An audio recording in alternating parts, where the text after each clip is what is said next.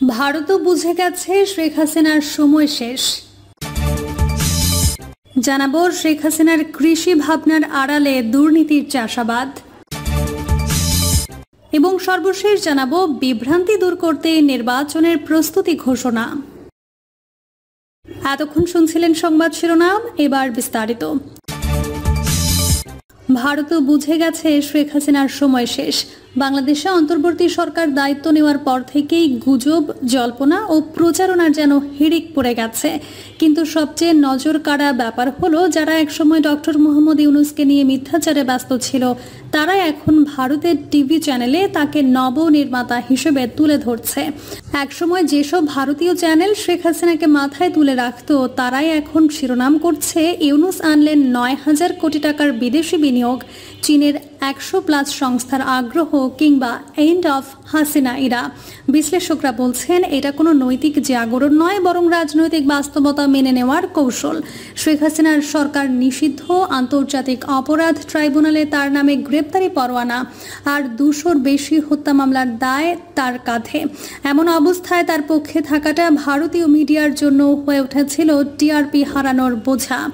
এখন সেই মিডিয়াগুলোই ইউনূসের কূটনৈতিক নেতৃত্ব, বিনিয়োগ আনা, আন্তর্জাতিক গ্রহণযোগ্যতা ও জনতার সমর্থনের গল্প প্রচার করছে। এমনকি সেই জি24 চ্যানেল, যেটা একসময় আওয়ামী লীগের মুখপাত্রের মতো আচরণ করত, এখন প্রচার করছে এক আওয়ামী নেতার প্রকাশ্য হত্যার হুমকির ভিডিও, যেখানে ডক্টর ইউনূসকে টার্গেট করা হয়। তারা সেটাকে বলছে সন্ত্রাসী মনোভাব। আর রিপাবলিক বাংলা, যে চ্যানেলকে একসময় প্রোপাগান্ডার কারখানা মনে করা হতো, সেখানেও আজ ইউনূসের দূরদর্শিতার প্রশংসা, ছাত্র জনতার গণঅভ্যুত্থান এবং আন্তর্জাতিক গ্রহণযোগ্যতা, এই দুয়ের মিলনে দৃশ্যপট পাল্টেছে। কিন্তু প্রশ্ন হলো, হঠাৎ এত প্রশংসার অর্থ কি? মিডিয়া কি সত্যিই জেগে উঠেছে, নাকি এটা নতুন কোনো ষড়যন্ত্রের ইঙ্গিত? সমালোচকরা বলছেন এটা হতে পারে কৌশলী অবস্থান, যেখানে ভারত এখন নিশ্চিত যে শেখ হাসিনার সময় শেষ। তাই তারা আগে ভাগেই নতুন বাস্তবতার সঙ্গে খাপ খাওয়াতে চাইছে, ঠিক যেমন বৃষ্টির আগে কাকেরা নিরাপদ আশ্রয় খোঁজে। শেষ কথা, দৃশ্যপট বদলে গেছে, চরিত্র বদলে গেছে। তবে এই নাটকের শেষ পরিণতি কি হবে, তা এখন সময়ই বলে দেবে। শেখ হাসিনার কৃষি ভাবনার আড়ালে দুর্নীতির চাষাবাদ। শুরুটা হয়েছিল দারুণ এক স্বপ্ন নিয়ে। প্রতিটি কৃষকের হাতে পৌঁছে যাবে আধুনিক কৃষি প্রযুক্তি, বাড়বে উৎপাদন, বদলাবে ভাগ্য। এই স্লোগানে ২০১৬ সালে শুরু হয় শেখ হাসিনার কৃষি ভাবনা নিয়ে ইউনিয়ন পর্যায়ে কৃষক সেবা কেন্দ্র এবং প্রযুক্তির সম্প্রসারণ প্রকল্প। লক্ষ্য ছিল প্রত্যন্ত এলাকার কৃষকদের হাতে আধুনিক কৃষি প্রযুক্তি পৌঁছে দেয়া, প্রশিক্ষণ ও তথ্যভিত্তিক কৃষিতে উৎসাহিত করা। শুরুতে প্রকল্পটি প্রশংসনীয় বলে মনে হলেও প্রকল্পের গভীরে প্রবেশ করতেই বেরিয়ে আসে ভয়াবহ গাফিলতি, নজরদারিহীনতা এবং দুর্নীতির স্পষ্ট প্রমাণ। প্রকল্পটির আওতায় দেশের ২৪টি ইউনিয়নে কৃষক সেবা কেন্দ্র নির্মাণ করা হয়। গড় হিসেবে প্রতিটি সেবা কেন্দ্র নির্মাণে ব্যয় হয় প্রায় ১,৬০,০০,০০০ টাকা। এভাবে ২৪টি কেন্দ্র নির্মাণে মোট ব্যয় হয় প্রায় ৩৮,৫৩,০০,০০০ টাকা। প্রকল্পের মেয়াদ ৩ দফায় ৩৬ মাস বাড়ানো হলে অতিরিক্ত ব্যয় হয় আরও ১২,২৬,০০,০০০ টাকা। তাতে প্রকল্পটির মোট ব্যয় দাঁড়ায় ৫৬ কোটি টাকা।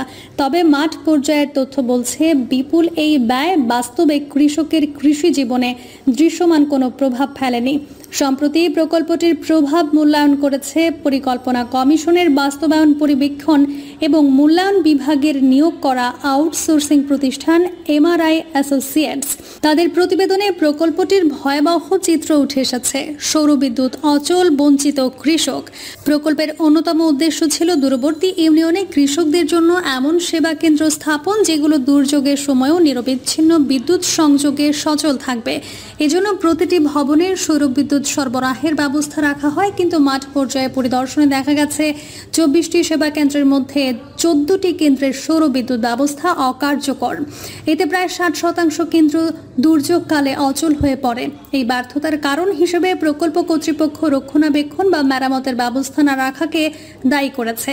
যদিও প্রতিটি কেন্দ্র নির্মাণে অন্তর্ভুক্ত ছিল সৌরবিদ্যুৎ সংযোগের খরচ, কিন্তু সেটি কাগজে থাকলেও বাস্তবে নেই। ভবন নির্মাণে মানহীনতা, রক্ষণাবেক্ষণে বাজেট নেই। সেবা কেন্দ্রের ভবন নির্মাণে একদিকে বরাদ্দ করা অর্থের অপব্যবহার, অন্যদিকে ভবিষ্যৎ ভবিষ্যতে রক্ষণাবেক্ষণে কোনো বাজেট রাখা হয়নি। প্রতিবেদনে এটি প্রকল্পের অন্যতম বড় দুর্বলতা হিসেবে উঠে এসেছে। কিশোরগঞ্জ জেলার ইটনা উপজেলার মধ্যপাড়া কৃষক সেবা কেন্দ্র পরিদর্শনে দেখা যায়, নির্মাণের কয়েক বছরের মধ্যেই দ্বিতীয় তলার রেলিংয়ে মরিচা পড়েছে, ভবনের কিছু অংশে ফাটলও দেখা দিয়েছে।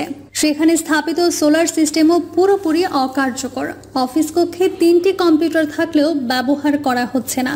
এরকম সমস্যার তালিকায় আছে আরও কয়েকটি সেবা কেন্দ্র, যেখানে ভবনের অবকাঠামো দুর্বল হলেও কোনো মেরামত বা সংস্কার কার্যক্রম শুরু হয়নি, কারণ ভবিষ্যতের জন্য এই খাতে কোনো বাজেট রাখা হয়নি। প্রকল্প প্রতিবেদনে বলা হয়েছে, কৃষকরা নতুন প্রযুক্তি এবং প্রশিক্ষণে আগ্রহী, ডিজিটাল তথ্য ব্যবস্থাপনা চালু আছে, সেবা কেন্দ্রগুলোর বহুমুখী ব্যবহার হচ্ছে, কিন্তু মাঠ পর্যায়ের বাস্তব চিত্র ভিন্ন। কৃষকদের প্রশিক্ষণের সরঞ্জামের অভাব, ডিজিটাল রেকর্ড বা তথ্যভিত্তিক সেবা নেই, যন্ত্রপাতি নষ্ট বা ব্যবহারহীন, নেই প্রশিক্ষণের পর কার্যকর ফলো আপ, নিজেদের কাজে নিজেদের মূল্যায়ন। প্রকল্পটি বাস্তবায়ন করেছে কৃষি সম্প্রসারণ অধিদপ্তর।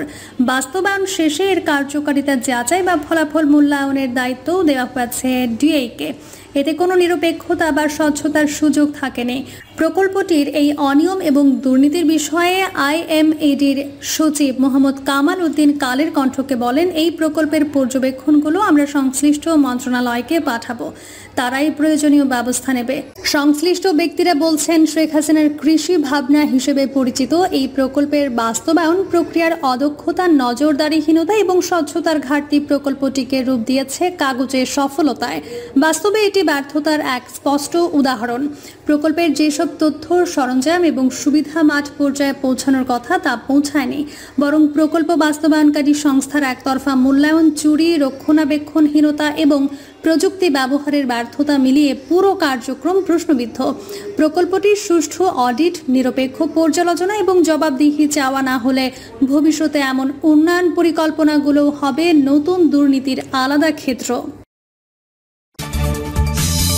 বিভ্রান্তি দূর করতে নির্বাচনের প্রস্তুতির ঘোষণা। আগামী জাতীয় সংসদ নির্বাচন নিয়ে জনমনে সৃষ্ট বিভ্রান্তি দূর করতে প্রধান উপদেষ্টা ডক্টর মোহাম্মদ ইউনূস আগামী ডিসেম্বরের মধ্যেই নির্বাচনের প্রস্তুতি নেওয়ার নির্দেশ দিয়েছেন। প্রধান উপদেষ্টার কার্যালয়ের পাশাপাশি তার ঘনিষ্ঠদের সঙ্গে আলাপ করে এমনটি জানা গেছে।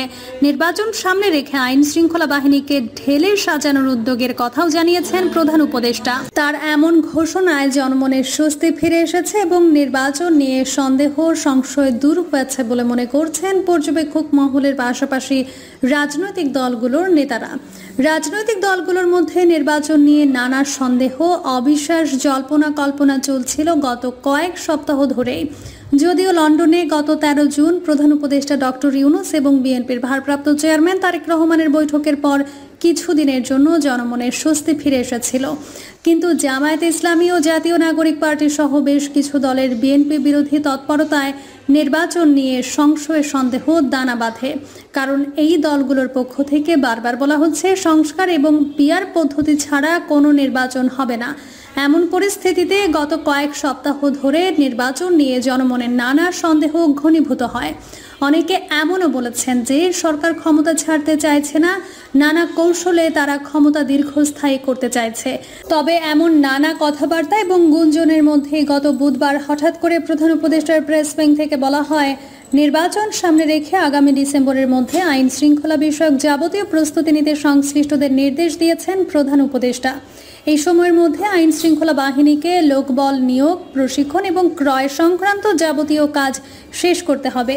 এছাড়া বিগত 3 বিতর্কিত নির্বাচনে যেসব কর্মকর্তা দায়িত্ব পালন করেছেন তাদের বাদ দিয়ে নির্বাচন করার বিষয়টিও খতিয়ে দেখতে বলেছেন প্রধান উপদেষ্টা।